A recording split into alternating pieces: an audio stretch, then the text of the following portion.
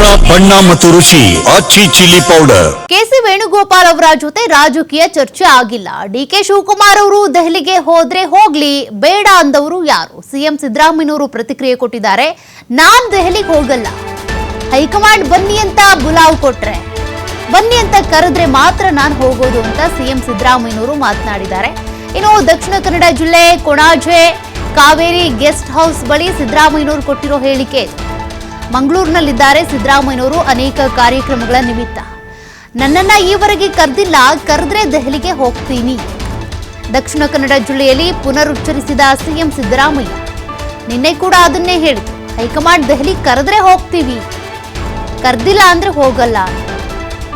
ಇವತ್ತು DCM DK Shivakumar ಅವರು ದೆಹಲಿಯತ್ತ ಪ್ರಯಾಣ ಬೆಳೆಸ್ತಿದ್ದಾರೆ.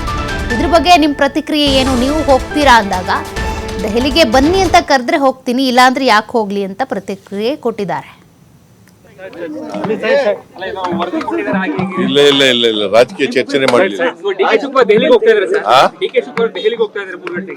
ಹೋಗ್ಲಿ ಪಾಪ, ಬೇಡ ಅಂತಂದವ್ರು ಯಾರು? ನಾನು ಹೋಗಲ್ಲ. ನಾ ಕರೆದ್ರೆ ಮಾತ್ರ ಹೋಗ್ತೀನಿ.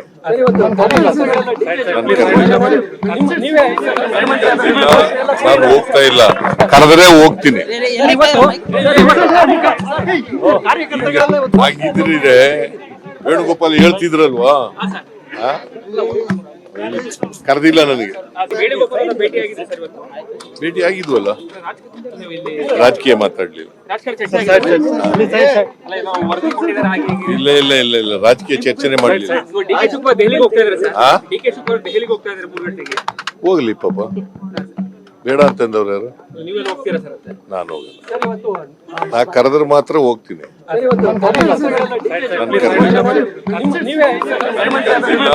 ನಾನು ಹೋಗ್ತಾ ಇಲ್ಲ, ಕರೆದ್ರೆ ಹೋಗ್ತೀನಿ.